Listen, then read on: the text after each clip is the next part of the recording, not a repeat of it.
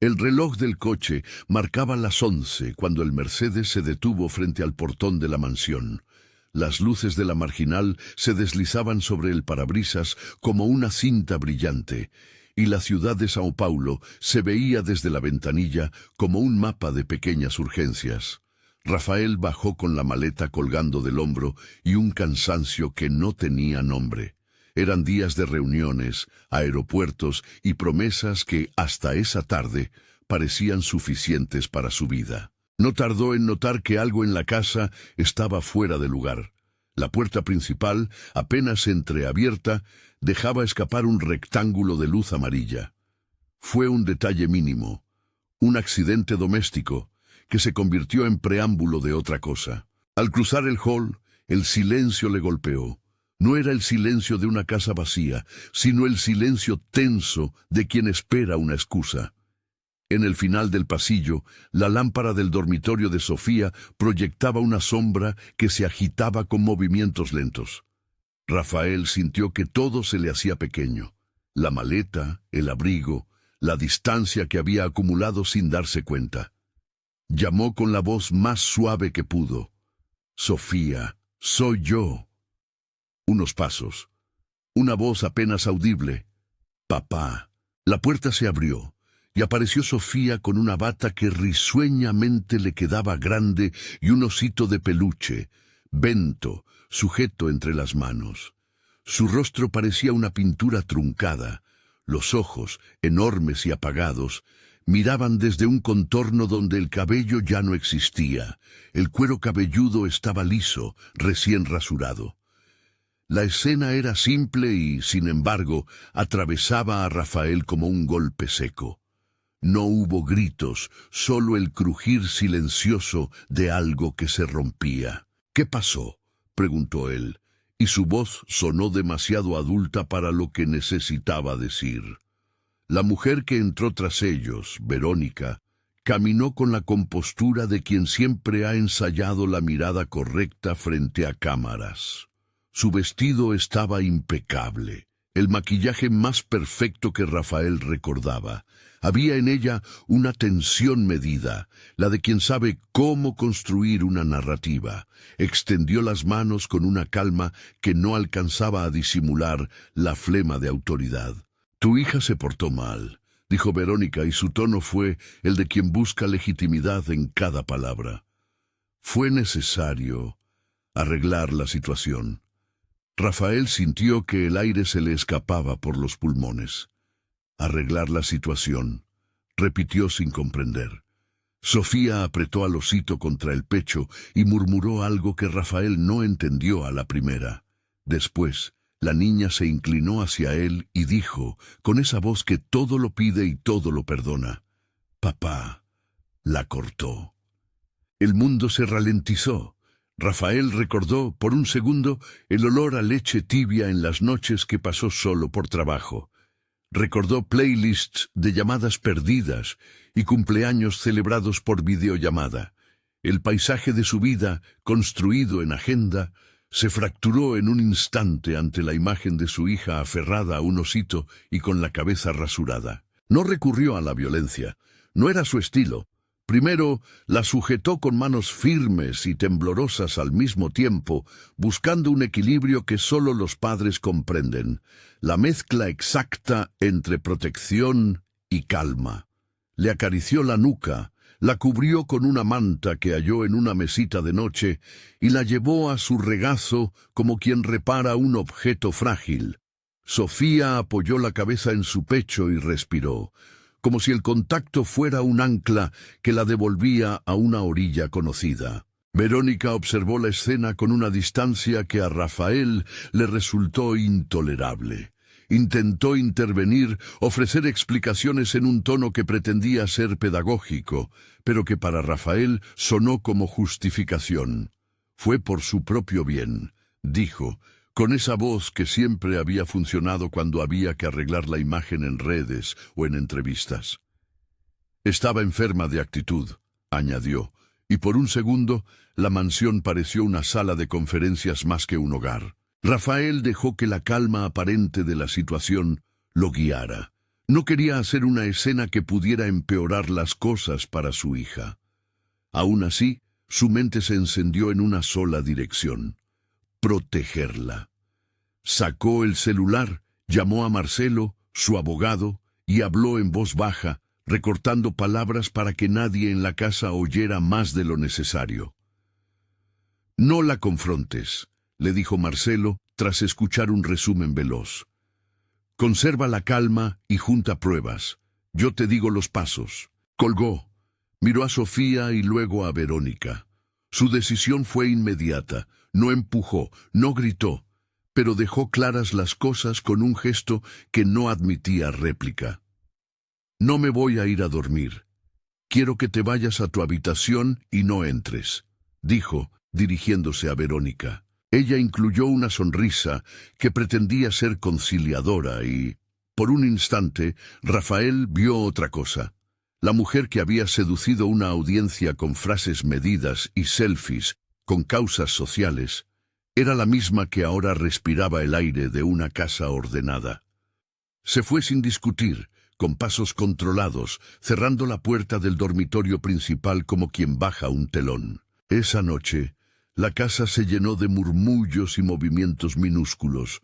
La voz de una ex empleada que llegó en cuanto supo de la presencia de Rafael.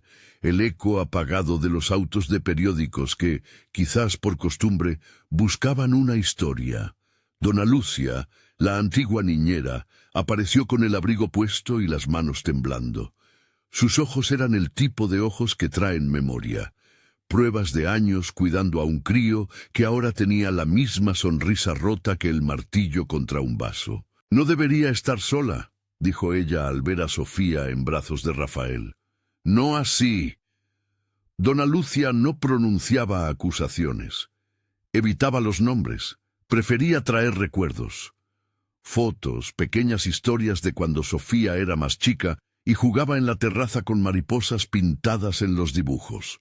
Sus palabras fueron un puente hacia la infancia de la niña, como si la rememoración pudiera contrarrestar lo reciente. Trajo consigo una caja pequeña con objetos, dibujos, una tarjeta de cumpleaños con la letra desigual de Sofía, y Bento, el osito que Rafael ahora apretaba contra su pecho. La madrugada fue larga.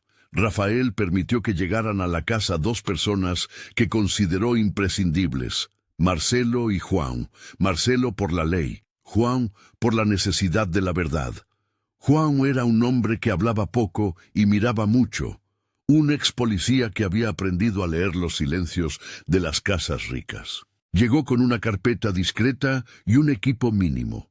No hizo preguntas, solo observó a Sofía desde la distancia y pidió, sin demasiada teatralidad, que nadie borrara nada en los teléfonos, que nadie tocara las cámaras de seguridad. «Si quieren respuestas, todo se documenta solo si lo preservan», dijo. Antes del amanecer, Rafael caminó por la casa con una sensación de orfandad ajena. Las paredes parecían más altas, las ventanas más frías. Encendió la televisión en la sala y por un segundo fue un ejercicio de incredulidad ver en los canales un collage de titulares que no terminaban de formarse. Noticias que aún no eran noticias. Fragmentos que prometían una mañana larga. Si la imagen pública de la familia iba a ser explotada, quería que la verdad tuviera la primera palabra. Cuando el sol entró por la persiana, la realidad ya no era una intemperie. Había que actuar. Marcelo, con su libreta de notas, propuso pasos claros y medidos: evitar el enfrentamiento directo con la madrastra, pedir una evaluación médica y psicológica inmediata, notificar a los servicios sociales, no por formalidad, dijo Marcelo en voz baja, sino para que quede constancia. Rafael asintió. No había lugar para el orgullo, solo para su hija. Tras la primera consulta, Beatriz, una asistente social con la voz cálida y las manos de quien sabe contener, se sentó junto al sofá y habló con Sofía sin prisas. Le preguntó por la escuela, por sus dibujos, por la música que le gustaba. Le mostró un cuaderno con hojas y colores y le pidió que dibujara una cosa que le hiciera feliz. Sofía dibujó una familia con una casa roja, el sol arriba y Bento en el centro. Cuando Rafael miró el trazo infantil, entendió lo que tenía que proteger no como símbolo de posesión, sino como un universo que debía reconstruirse. Marcelo sugirió documentar todo: mensajes del hogar, registros de acceso, cualquier comunicación donde la madrastra se mostrara dominante. João, que se movía en silencio, pidió acceso a las cámaras y a los registros del portero electrónico. También pidió permiso para hablar con dona Lucia con calma. La mujer, sin dudarlo, ofreció todo lo que recordaba: horarios, cambios de rutina, pequeñas frases que ahora tomaban otro peso.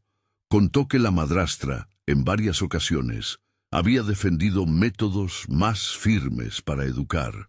Dijo que los cortes de pelo habían sido tema de discusión, como si una tijera fuese un instrumento de orden más que el de un afecto. No hubo gritos de venganza en la conversación, tampoco hubo condenas apresuradas. Rafael entendía que, en el tablero mediático que dominaría las próximas horas, cualquier error podría costar carne y hueso. En público, su ausencia se convertiría en carta de ataque.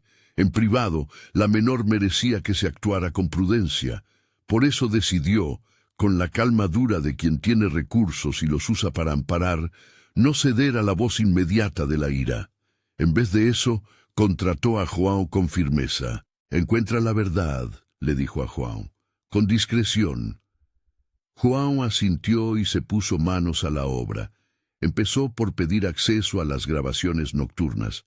Pidió registros de entrada de la casa, mensajes y cualquier conversación registrada en dispositivos que pudieran arrojar luz.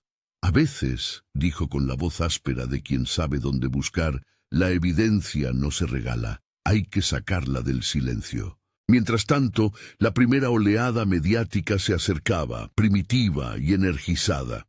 Un fotógrafo dejó un mensaje en el teléfono de la casa. Un reportero, con el rostro joven y la lengua afilada, llamó para preguntar si había algún comunicado. Verónica, astuta, desplegó su primera maniobra, una historia preelaborada sobre disciplina, una nota que ya olía a justificación.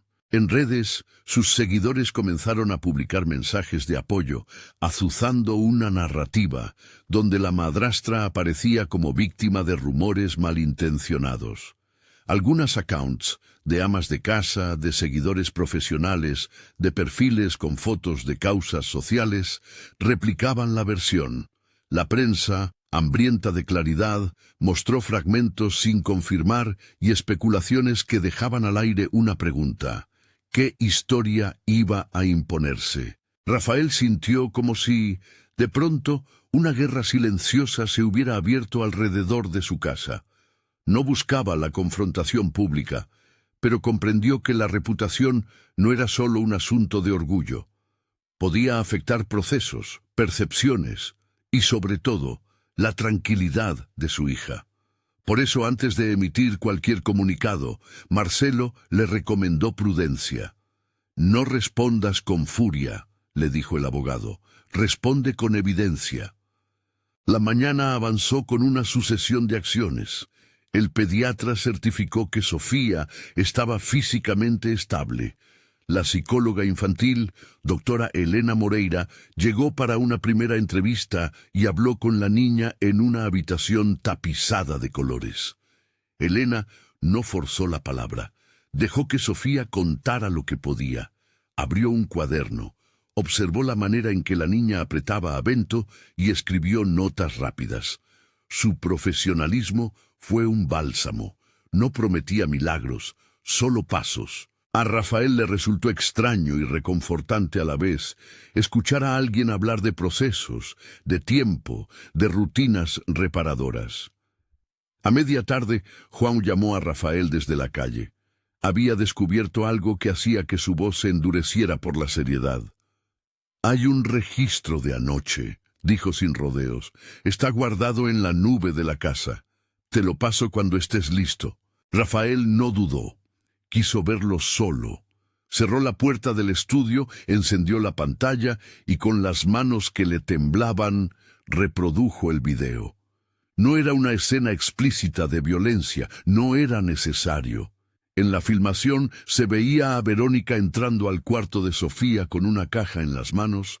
La cámara fija capturó la calma de sus movimientos. Había un aparato de cortar cabello sobre la mesita. Luego, entre cortes de imágenes, una voz que no era la de la niña se escucha. Frases ordenadas justificando el arreglo. Verónica discutía con alguien fuera de cámara sobre la necesidad de ser firme.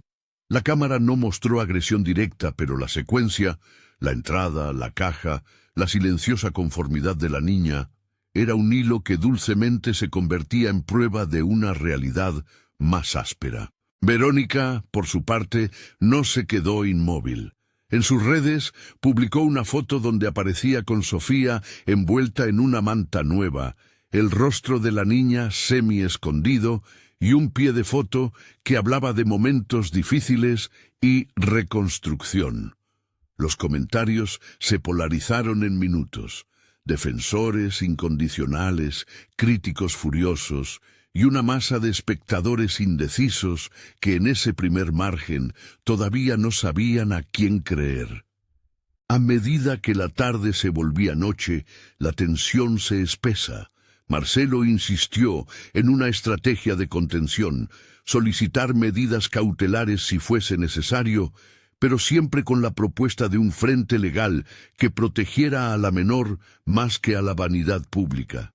Juan siguió recolectando material, mensajes de texto, backups de conversaciones, accesos a la agenda de la casa. En la esquina de esa trama, Tiago, un periodista independiente que en el pasado había destapado casos de manipulación mediática, recibió una llamada de Rafael. No sería su batalla mediática principal, dijo Rafael, pero necesitaba a alguien que pudiera mirar los hechos sin la voracidad de los tabloides. Tiago llegó con preguntas incisivas y una carpeta donde ya habían prácticas de investigaciones anteriores. No era un hombre de espectáculo. Le preguntó a Rafael cómo se sentía y cuál era su prioridad. Sofía, respondió Rafael sin vacilar, que ella esté segura y que no la vuelvan a usar para una historia. Tiago asintió y prometió discreción. En el rostro del periodista había la mezcla de profesionalismo con algo más humano, la convicción de que, cuando una infancia se fractura, la justicia comienza por sacar a la luz la verdad. La noche cerró con un gesto que se repetiría en los días siguientes.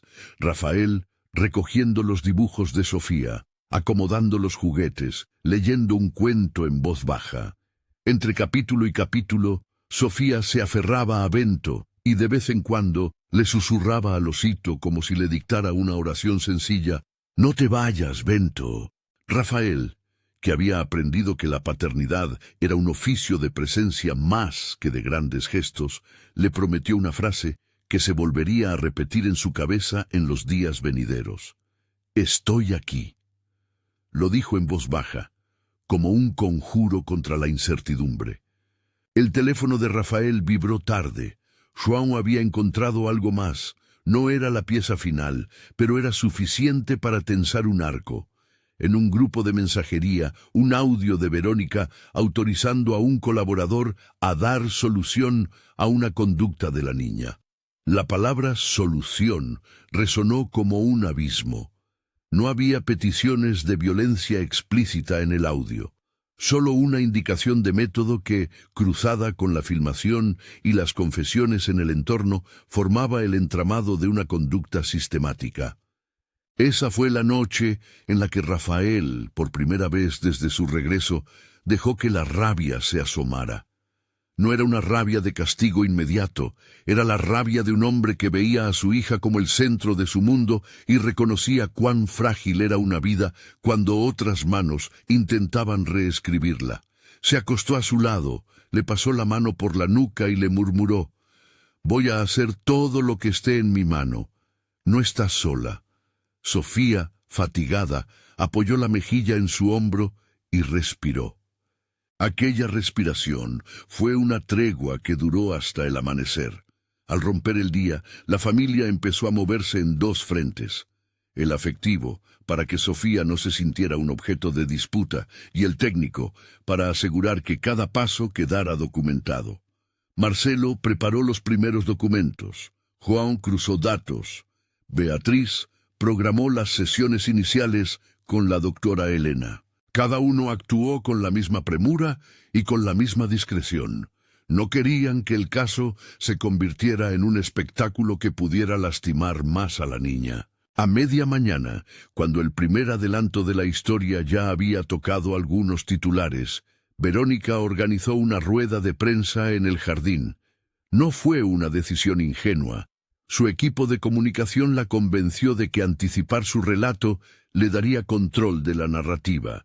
Convocó a cámaras, posó con esa seguridad de quien domina su público y dijo, con voz medida, que todo estaba siendo exagerado, que todo había sido en aras de la disciplina. Sus palabras estaban calculadas para conmover a la parte de la audiencia que cree en la firmeza. Su discurso buscaba transformar una situación íntima en un debate sobre límites. Rafael lo supo por las redes y por el rápido rumor de su círculo cercano.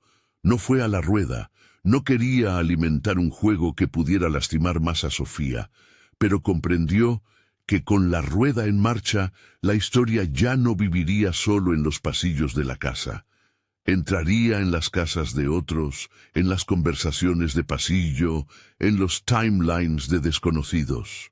Y así, mientras Verónica posaba y hablaba, la maquinaria de la opinión pública se activaba. El primer bloque de la historia se cerró con un pequeño gesto que, en apariencia, pasó desapercibido. Bento apareció en redes, en una foto publicada por una cuenta que apoyaba a la madrastra. El oso de peluche estaba junto a una taza y una nota que decía algo así como «Recuperación en marcha». Para muchos, era un detalle insignificante. Para Rafael fue una herida que recordaba que Sofía ya empezaba a ser usada como argumento. Guardó su indignación para él y concentró fuerzas en lo que realmente importaba: juntar la verdad y proteger a su hija. Si alguien le hubiera preguntado en ese momento cómo imaginaba el próximo día, Rafael habría respondido con una sola palabra: prueba. Prueba para demostrar la continuidad de una conducta, prueba para proteger a Sofía y dejar a salvo su intimidad, prueba para que la justicia tuviera material con qué trabajar. Sabía que la verdad tardaría en imponerse sobre la maquinaria de las imágenes. También sabía que la paciencia y la persistencia, bien direccionadas, podían destapar lo que las apariencias trataban de ocultar. Cuando cayó la noche de ese segundo día, Juan volvió con una carpeta más gruesa. Había mensajes, respaldos, horarios. No todas las piezas cerraban, pero el patrón empezaba a ser legible. Había indicios de una estrategia: controlar la percepción pública, justificar medidas con lenguaje técnico y usar la imagen de una niña para validar decisiones. Para alguien como Rafael, acostumbrado a negociar contratos y cerrar negocios con precisión, la revelación resultaba casi irónica. Ahora su capital más valioso no era una empresa o un activo, era la sonrisa de una niña que necesitaba tiempo y cuidado. En la privacidad del hogar, entre dibujos y cuentos, Rafael comenzó a trazar un plan. No sería una batalla de titulares. Sería una serie de pasos meticulosos: médicos, psicólogos, registros, citas y el uso responsable de su posición para movilizar lo necesario. No quería que la fama de su mujer se convirtiera en un arma contra la infancia. Y esa determinación lo llevó en silencio a repetir otra vez la frase que se convertiría en lema: «Estoy aquí». Lo repitió hasta que la casa por fin pareció creerle. La primera vez que Rafael oyó el silencio de la sala de audiencias, supo que no era el mismo silencio de su casa. Aquí, el silencio pesaba con una solemnidad institucional, con la frialdad de aquello que se decide a base de pruebas y palabras formales. Entró con Marcelo a su lado, Juan en una esquina discreta y Beatriz junto a la silla que ocuparía Sofía. La prensa había venido en oleadas desde la rueda de prensa de Verónica. Sus cámaras permanecían fuera del recinto como relámpagos detenidos. Dentro, la atmósfera era otra, aire filtrado, pasos que no crujían, miradas que buscaban un lugar donde apoyarse. Antes de que la audiencia comenzara de verdad, Rafael permitió un gesto que para él tenía más valor que cualquier presentación documental. Se acercó a Sofía, la miró a los ojos y le dijo con la voz baja, la que había aprendido a usar desde aquella noche en que la encontró con la cabeza rasurada. «Estoy aquí». Ella apretó a Bento con fuerza y como si le fuese permitido decir una verdad breve y clara, murmuró, «No me dejes». Le bastó eso a Rafael para que la determinación volviera a su rostro. No era una declaración a la sala, sino un juramento que había hecho por dentro. Luego se sentó y dejó que los procedimientos siguieran su curso. La estrategia inicial de la defensa de Verónica fue la que cualquiera que ha vivido de la imagen predeciría: minimizar, relativizar, presentar el acto como una decisión educativa tomada en soledad y con buena intención.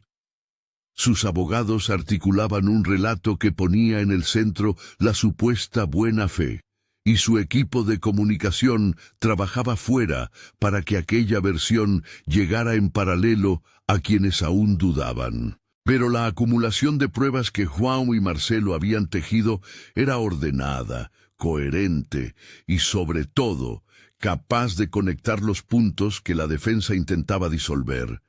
Había registros de acceso, audios con indicaciones de solución, la filmación de la entrada con la caja de cortar cabello, mensajes donde se hablaba de medidas y no de cuidados. En la sala, Tiago no ocupó un lugar prominente. Su trabajo no era ser el protagonista en ese momento, sino el amplificador de lo que los hechos mostraban. Cuando le permitieron ingresar al recinto, lo hizo con una carpeta que contenía una cronología impecable de las publicaciones en redes, de los tiempos de las notas y de las inconsistencias entre la versión pública de Verónica y sus mensajes privados. Su pieza periodística no necesitó de golpes bajos. Su valor residía en organizar la verdad para quienes solo querían entender. La doctora Elena Moreira entró al estrado con la autoridad que da la experiencia. Habló de procesos, de tiempos, de indicadores que no se traducen en una frase de efecto, pero que explican por qué un acto aislado, si se repite y se acompaña de condiciones, puede formar parte de un patrón dañino. Ella mostró con prudencia los signos que había observado en la niña: retraimiento en ciertos contextos, hipervigilancia ante el acercamiento de personas nuevas, dibujos que omitían a una figura adulta. No habló de culpas, habló de efectos y necesidades. Su informe no pretendía un veredicto moral, sino un mapa de intervención. El momento que más tensó la sala no fue un grito ni una declaración furiosa, sino la reproducción ordenada de las piezas. El video de la cámara de la habitación, el audio del grupo de mensajería, el respaldo de publicaciones en redes. No eran escenas sensacionalistas, eran trazos de una historia que unidos formaban un patrón. La jueza Mariana Campos miró las piezas con un gesto sereno que no denotaba sorpresa, pero sí la atención de quien reconoce la responsabilidad de una decisión. Ante cada elemento, Marcelo presentó la pertinencia. ¿Por qué ese mensaje había sido clave? ¿Por qué aquel backup no podía ser alterado? ¿Por qué la protección de Sofía tenía que ser prioritaria? Verónica no permaneció inmóvil. Sus abogados intentaron sembrar dudas sobre la procedencia de los archivos, plantearon la posibilidad de manipulaciones técnicas y apelaron a la idea del padre ausente que reaparecía en el drama para lucrar mediáticamente. Fue un intento calculado, pensado para ganar adherentes sensibles a la narrativa del abandono paternal. Pero detrás de Rafael no había un gesto de espectáculo. Había una constelación de actos cotidianos acumulados en pruebas, audios, registros de personas que habían visto escena, la palabra de una empleada fiel y las notas de profesionales que habían trabajado con la niña. La contradicción entre la imagen pública construida y el material objetivo era cada vez más difícil de sostener. En un momento de la sesión, Dona Lucia subió al estrado. Se presentó con las manos temblando, pero con la misma honestidad con la que años atrás cuidaba a la pequeña. Contó, sin sensacionalismos, que había observado un cambio en la rutina, que ciertas frases sobre disciplina extrema habían pasado de ser una idea a un método practicado. Habló de pequeños episodios que, yuxtapuestos, dibujaron una lógica. La emoción contenida en su voz no era un recurso dramático, era el testimonio de alguien que había visto crecer a una niña y que, sin más armas que la memoria, ofrecía un relato creíble. El episodio que más sacudió a la sala, sin embargo, fue la declaración controlada de Sofía a través de una cámara testigo en un cuarto separado y con el sostén de la doctora Elena y de la asistente social Beatriz. El procedimiento había sido medido por el equipo técnico para que la niña no fuera expuesta más de lo necesario. La juez acordó que su palabra se recogiera en un entorno seguro. Sofía no habló en el plenario. Entregó una frase breve y clara que, por su sencillez, caló profundamente. No quería que me toquen el pelo.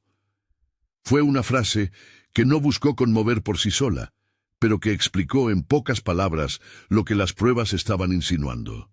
La sala quedó en silencio. Nadie en la condición adulta pretendió teorizar sobre lo que la niña dijo. Fue un hecho simple, una voluntad expresada de una niña que quería cuidar su cuerpo y su espacio. El veredicto provisional, medidas de protección inmediatas y la asignación de custodia temporal a favor de Rafael no llegó como la culminación de una venganza, sino como la decisión de un sistema que ponderó riesgo y seguridad. La jueza Mariana articuló su resolución con cautela. Habló de la necesidad de priorizar la estabilidad emocional de la menor, de la importancia de la terapia especializada y de una asistencia que no solo fuera médica, sino también social.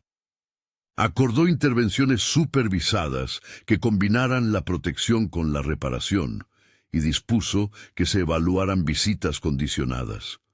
No fue una sentencia simplista. Fue un paso procedimental que abrió un camino para la recuperación. Al salir de la audiencia, la prensa esperaba como siempre. Sin embargo, algo había cambiado en la escena mediática. Los primeros titulares serios empezaron a desmontar el relato simplista con que Verónica había intentado sostener su postura. La pieza de Tiago, con el orden cronológico y las imputaciones documentadas, corría por las redes y en los portales de noticias con un eco que ya no podía ser silenciado por un post bien redactado. Verónica, que había contado con la habilidad de saber hablarle a las cámaras, vio cómo su historia pública empezaba a resquebrajarse. Su equipo intentó administrar el daño, pero la cadena de evidencias había abierto la puerta para que la opinión pública se replanteara la versión conveniente. En casa, la vida no volvió a la normalidad de un día para otro, pero sí comenzó un movimiento de curaciones pequeñas y constantes. Rafael se convirtió en la presencia que la niña ya no quería negociar. Sus días se reorganizaron para estar, para las consultas, para las rutinas. Aprendió a priorizar las mañanas de Sofía, a llevarla a la escuela, a estar en la puerta cuando salía, a preguntarle sin forzar lo que le gustaba, a dejar que la niña marcara los tiempos. Entre las sesiones con la doctora Elena, llegaron talleres de música, clases de natación con monitoras que entendían de contención y un grupo de juego donde Sofía reaprendió a confiar en otros niños. Esos días de reconstrucción estaban llenos de pequeños rituales que, sin la espectacularidad de un titular, eran los que realmente sostenían la recuperación. El osito Bento dejó de ser un objeto por el que se disputaba una narrativa. Volvió a ser el compañero de sueños que lo acompañaba a las siestas. Un dibujo donde Sofía pintó una casa con ambos padres y un sol en el cielo fue enmarcado y colgado en la pared del cuarto donde ahora hacían sesiones de lectura. Rafael leía en voz alta historias que no tenían moraleja, solo continuidad, voces que permanecen y no se van. «Estoy aquí», volvió a repetir, pero esta vez con la cadencia de quien no promete milagros, sino presencia. La prensa siguió, como era inevitable, y la máquina de la opinión pública procuró encontrar explicaciones, culpables fáciles y escenarios dramáticos. La familia vivió bajo ese reflector por un tiempo. Los abogados de Verónica no dejaron de buscar tácticas para volver a poner en duda pruebas o presentar nuevos peritajes que retrasaran la consolidación de la custodia. Hubo audiencias técnicas, evaluaciones complementarias, informes que se cruzaban. Rafael aprendió a moverse en ese terreno de procedimientos con la misma meticulosidad con que gestionaba sus negocios. Tomar notas, estar al tanto, no dejar que el ruido lo arrastrara. Mientras tanto, hubo otra batalla menos visible, pero igual de crucial: la reconstrucción de la autoestima de Sofía. La psicóloga trabajó con ella en la narrativa de su cuerpo, en el derecho a decidir sobre su cabello, en el aprendizaje de cómo poner límites a los adultos. La terapia fue gradual, sin promesas de curación inmediata.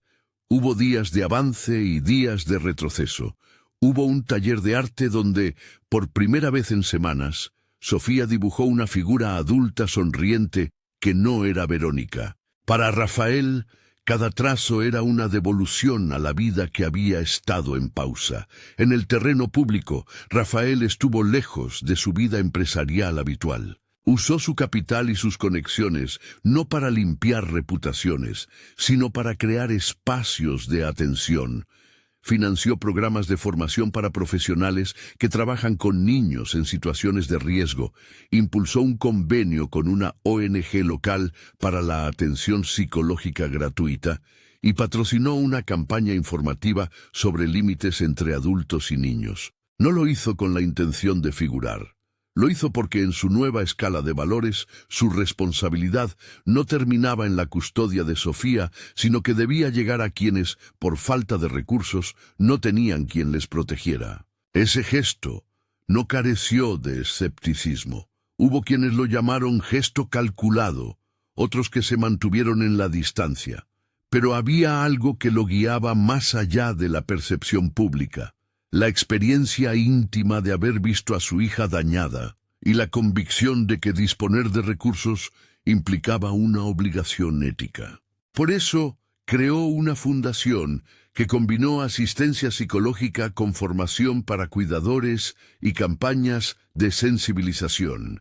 También destinó recursos a grupos que ayudaban a documentar y denunciar situaciones de riesgo infantil.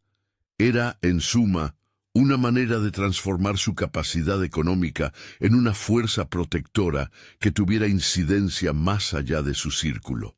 Con el tiempo, el proceso judicial siguió su curso. La sentencia final sobre la guarda consideró, además de las pruebas ya presentadas, la evolución psicológica de la niña, los informes de los profesionales y la evaluación del entorno familiar. La decisión reafirmó la custodia de Rafael, con la consigna de que la reconstrucción debía ser acompañada por un plan interdisciplinario, terapias continuas, seguimiento escolar y un plan de visitas que, si bien reconocía el derecho de la madre a ser parte de la vida de la hija, fijaba condiciones estrictas para evitar nuevas exposiciones. No fue una sentencia extática ni un cerrojazo definitivo. Fue una resolución que buscó equilibrar seguridad y restauración.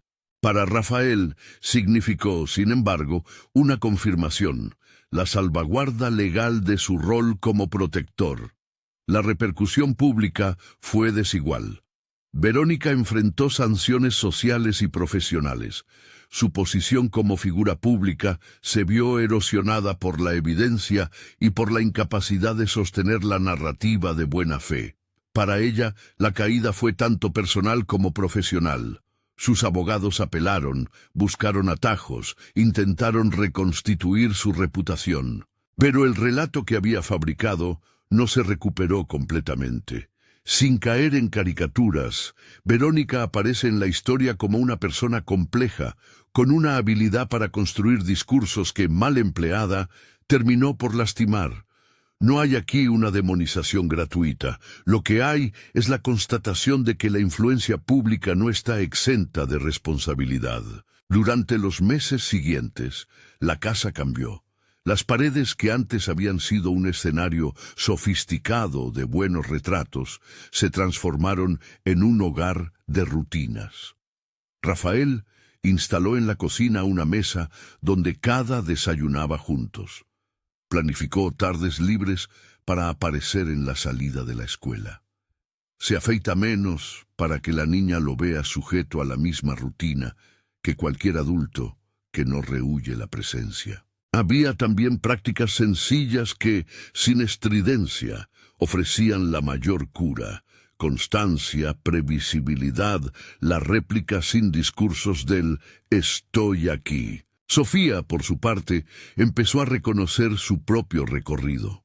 Aprendió a nombrar lo que le costaba y, con la ayuda de la doctora Elena, a comprender que no era responsable de lo que otros decidían sobre su cuerpo. Un día, en una sesión de arte, le preguntaron qué quería ser cuando fuera grande. Ella respondió con la serenidad de quien había ensayado respuestas en silencio: «Quiero ayudar a otros niños a que no tengan miedo». Era una frase simple que no necesitaba solemnidad.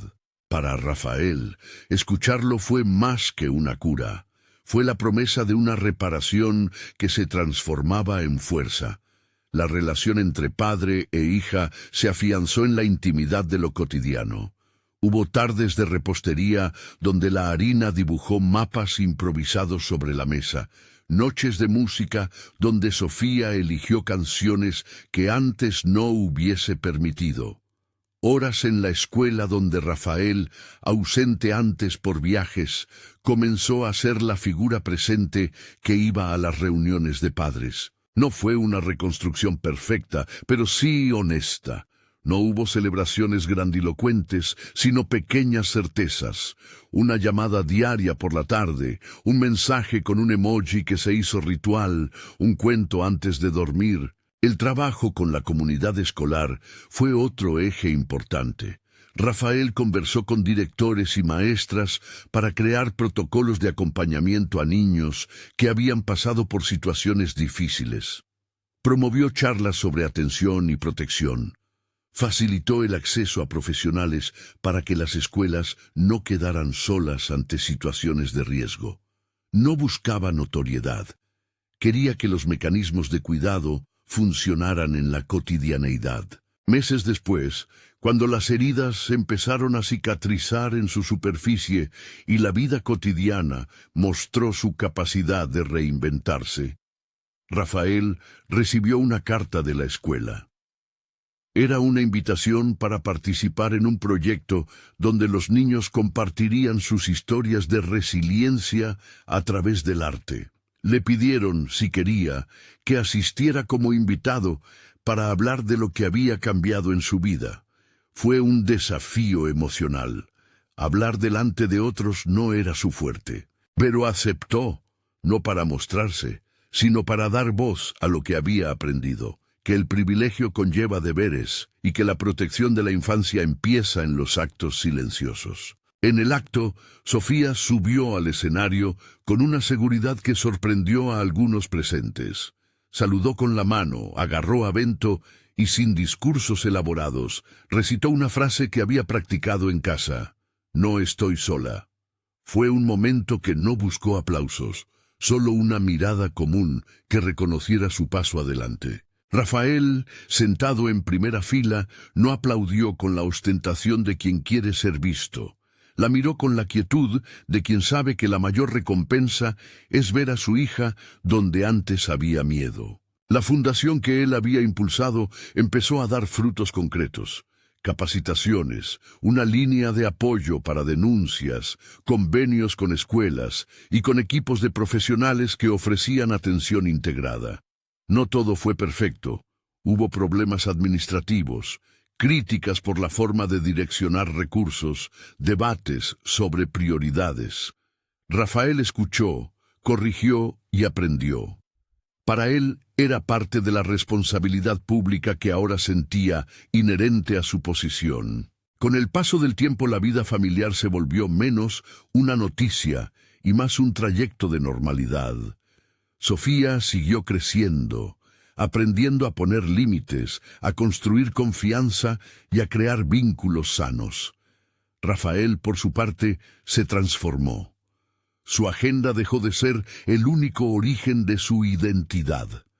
Empezó a tomar decisiones empresariales con un criterio más amplio, consultando a personas que trabajaran en impacto social y destinando recursos a causas que antes habrían quedado fuera de su radar.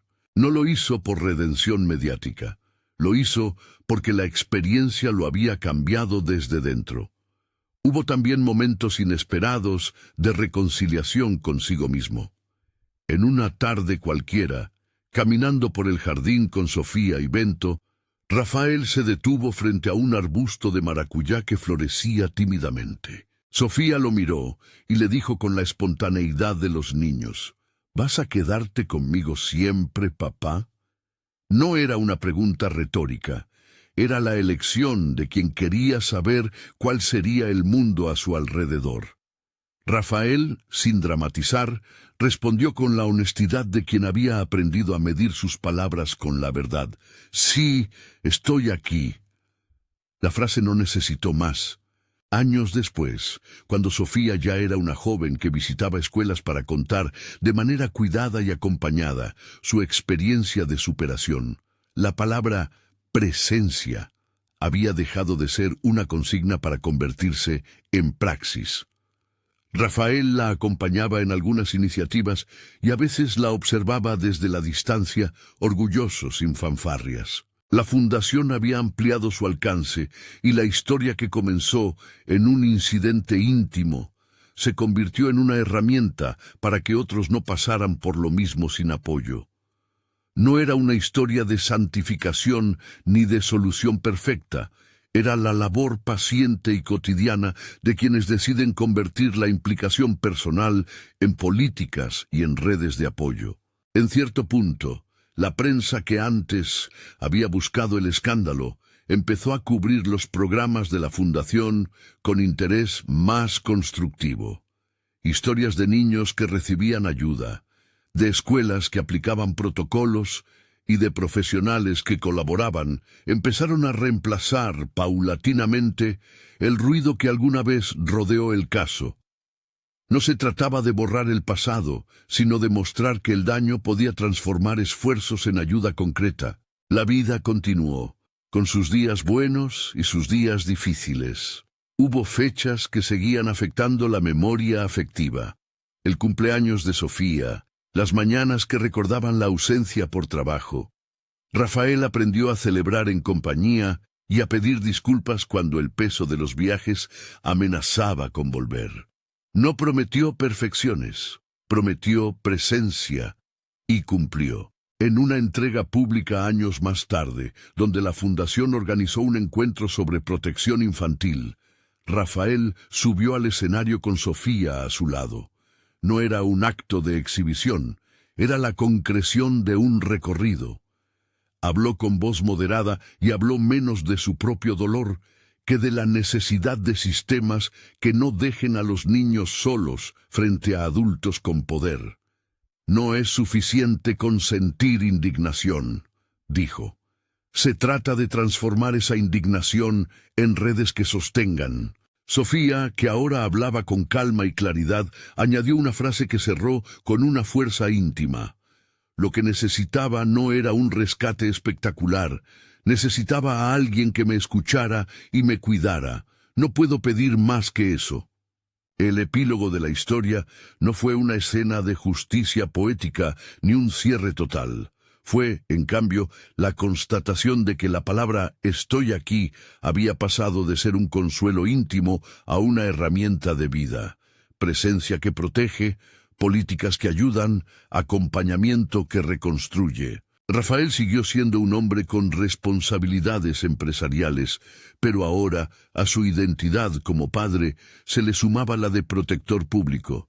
Sofía se convirtió en una voz que, en su medida, contribuía a que otros niños encontraran apoyo.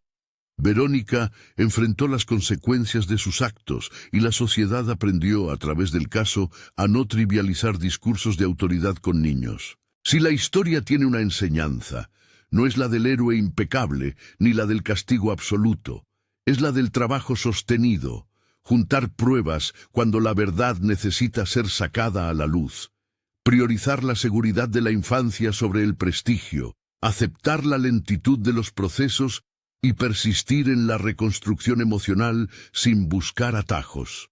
Al final, la promesa repetida por Rafael, una frase sencilla pronunciada con firmeza, fue la que sostuvo la trama. Estoy aquí. Y no fue una frase para el consumo público ni una consigna para titulares. Fue la forma en que un padre convirtió su influencia en protección y con el tiempo en ayuda para otros. Si esta historia te llegó, si te movilizó de alguna manera, te invito a dejar en los comentarios desde dónde nos ves. Comparte este relato con alguien que valore la protección infantil. Y, si quieres informarte y apoyar causas que protegen a niños en riesgo, en la descripción encontrarás enlaces y recursos de organizaciones que trabajan diariamente en esto, porque la verdad y la presencia pueden cambiar el rumbo de una vida, y a veces de muchas.